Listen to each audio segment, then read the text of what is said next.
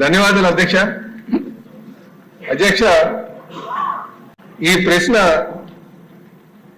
మా విశాఖపట్నంలో ఉన్నటువంటి విశాఖ డైరీకి సంబంధించి వేసినటువంటి ప్రశ్న అధ్యక్ష. ఈ ప్రశ్నలో మేము అడిగింది ఏంటంటే, ఈ విశాఖ డైరీకి కార్పొరేట్ కంపెనీ సొసైటీస్ యాక్ట్ నుంచి కార్పొరేట్ కంపెనీగా మార్చారా అని. దానికి మంత్రివర్యులు అవునన్నారు సార్.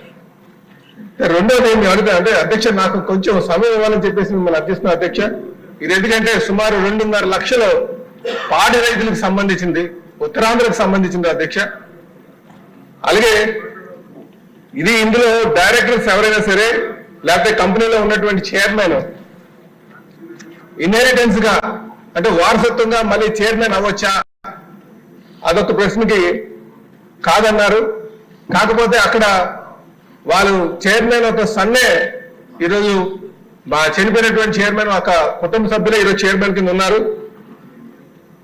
మూడోది, ఇక్కడ ఏమైనా కరప్షన్ జరిగిందా, ఇర్రెగ్యులారిటీస్ ఉన్నాయా అంటే దానికి ఎటువంటిది కరప్షన్ జరగలేదని చెప్తున్నారు అధ్యక్ష.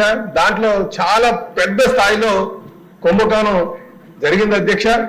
దీని మీద చాలా ఎంక్వైరీ చేయాల్సినటువంటి అవసరం ఉందనేది మా ఉద్దేశం అధ్యక్ష. అలాగే ఎవరు దీనికి బాధ్యులంటే దాని ఉత్తమం కాదని చెప్తారు అధ్యక్ష. అయితే దీని మీద ఈ సభకు మీ ద్వారా ఈ సభ నుంచి తేవాల్సినటువంటి అవసరం ఉంది అధ్యక్ష. సుమారు 2,000 కోట్ల టర్న్ ఓవర్ ఉన్నటువంటి విశాఖ డైరీ ఈరోజు నష్టాల బారిన పడేటటువంటి పరిస్థితి వచ్చింది అధ్యక్ష. ఎందుకంటే అందులో జరుగుతున్నటువంటి అవకతవకలే ప్రధానమైనటువంటి కారణం అని చెప్పి ఈ సందర్భంగా తెలియజేస్తున్న అధ్యక్ష. ఉత్తరాంధ్రలో సుమారు 2.5 లక్షల పాడి రైతులు 7.5 లక్షలు మిల్క్ సప్లై చేస్తున్నారు అధ్యక్ష. దీంట్లో గతంలో ఇది సహకార సంఘంగా ఏర్పడి క్రమేపా వీళ్ళేం చేశారంటే కంపెనీ యాక్ట్ కింద మార్చిపడేశారు అధ్యక్ష. ఆ రోజు కూడా ప్రభుత్వాలు దాని మీద దృష్టి సారించలేదు అధ్యక్ష. ఏదో రైతులకి పాడి రైతులకి మంచి చేస్తారేమోనండి. కానీ ఈరోజు భారీ స్థాయిలో సార్ దాంట్లో చైర్మన్, వైస్ చైర్మన్, డైరెక్టర్స్ ఒకే కుటుంబానికి సంబంధించినటువంటి ఉండి చాలా పెద్ద స్థాయిలో వీళ్ళు డబ్బులు మళ్లిస్తున్నటువంటి పరిస్థితి అధ్యక్ష. ఇదే కాకుండా అధ్యక్ష, ఇందులో మరీ గౌరవం ఏంటంటే ఒక ట్రస్ట్ కింద ఏర్పాటు చేసి పాడి రైతుల యొక్క సంక్షేమం కోసం ట్రస్ట్ ఏర్పాటు చేసి ఆ ట్రస్ట్ ద్వారా మరిన్ని అవతలు చేస్తున్నటువంటి పరిస్థితి అధ్యక్ష. దాంట్లో ఇష్టానుసారం అనేక విధాలుగా డబ్బులు మళ్లించేటువంటి పరిస్థితి అధ్యక్ష. రైతుల కోసం వాడు పాడి రైతులకు ఒక సంక్షేమం కోసం వినియోగించేస్తున్నటువంటి డబ్బులు ఇష్టానుసారం డైవర్ట్ చేసి ఇది ప్రధానమైనటువంటి ఆరోపణ అధ్యక్ష. ఈ ట్రస్ట్ మీద మనం ఎంక్వైరీ చేయాల్సినటువంటి అవసరం ఉంది. ఈ ట్రస్ట్ లోకి ఎలా డబ్బులు వస్తున్నాయి, ఏ విధంగా కలెక్ట్ చేస్తున్నారు, ఏ విధంగా వీళ్ళు డైవర్ట్ చేస్తున్నారు, దేనికోసం వినియోగిస్తున్నారు, వాళ్ళు పాడి రైతుల యొక్క సంక్షేమం కోసం వాడుతున్నారా లేకపోతే వీళ్ళు ఇష్టానుసారం వీళ్ళు రాజకీయ ప్రయోజనాల కోసం వాడుతున్నారు అన్న దాని మీద మనం ఎంక్వైరీ చేయాల్సినటువంటి అవసరం ఉంది అధ్యక్ష. ఎంత దారుణం అంటే అధ్యక్ష, వీళ్ళు అమ్మేవాళ్ళు వీళ్ళు తాలూకోవాలి, కొనేవాళ్ళు వీళ్ళు తాలూకోవాలి. అంటే అందరూ కంపెనీ నడపడానికి ఏదైనా సప్లయర్స్ ఉన్నారంటే సప్లయర్స్ వీళ్ళు మనుషులే, అలాగే మార్కెటింగ్ చేసేవాళ్ళు వీళ్ళు మనుషులే.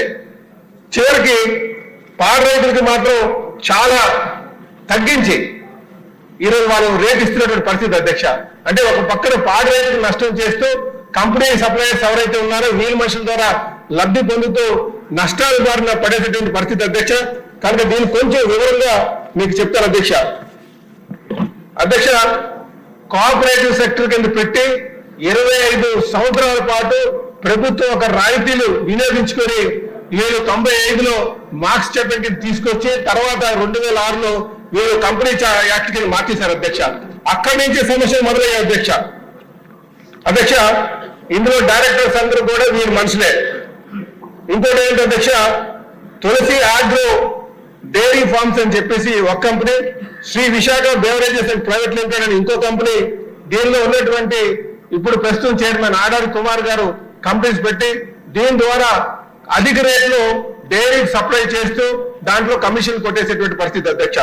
ఇదే కాకుండా Visakha milk products private limited అని చెప్పి దీంట్లో మన విశాఖ డైరీ ఏదైతే ప్రొడక్ట్స్ తయారు చేస్తుందో దాన్ని మార్కెట్ చేస్తున్నారు అధ్యక్ష. ఇది కూడా వాళ్ళు వాళ్ళ బంధువులు కాదు, ఆడారి కుమార్ గారి కంపెనీ అధ్యక్ష, వాళ్ళ బంధువులు కూడా కొంతమంది డైరెక్టర్స్ ఉన్నారు అధ్యక్ష.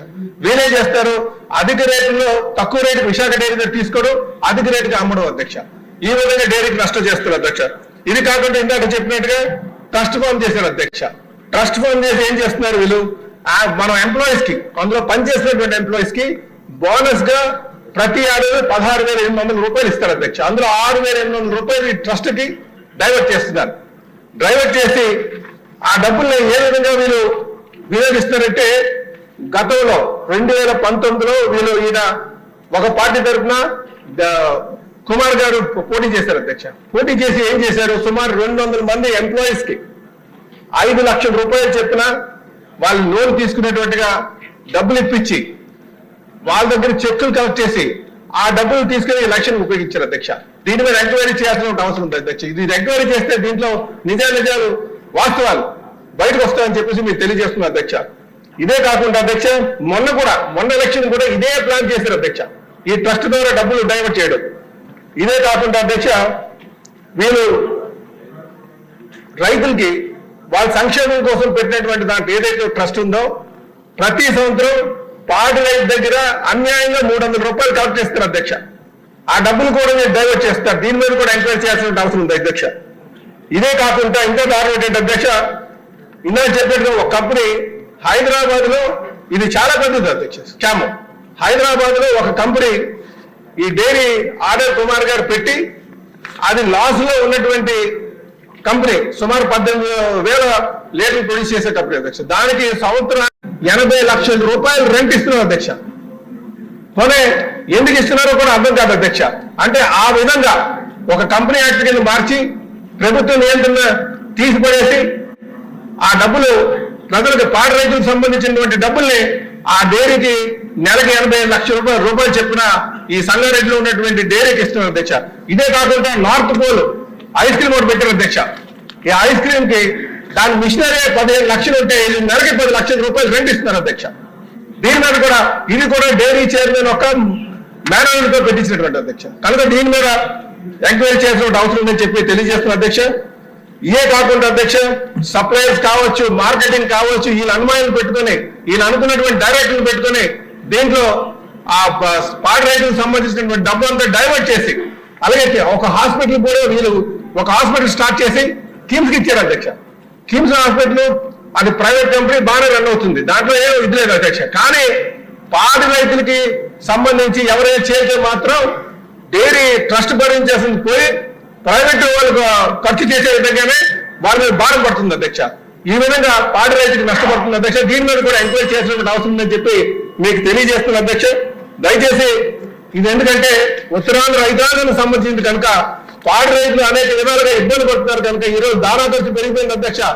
దానికేమి సబ్సిడీ ఇవ్వకుండా, దానికేమి ఆదుకోకుండా వీళ్ళు ఎక్కువ రేటు ఇవ్వాల్సింది పోయి తక్కువ రేటుకి మీరు కొనేటువంటి పరిస్థితి ఉంది అధ్యక్ష. కనుక మేము దీని మీద పూర్తి స్థాయి ఒక హౌస్ కమిటీ కానీ, లేకపోతే ఏదైనా ఒక జ్యుడిషియల్ ఎంక్వైరీ కానీ, లేకపోతే సిఐడి ఎంక్వైరీ కానీ వేసి దీంట్లో నిజాలు తేల్చాల్సినటువంటి అవసరం ఉందని చెప్పి మీకు ఈ సభ ద్వారా మీ దృష్టికి తీసుకొస్తాను.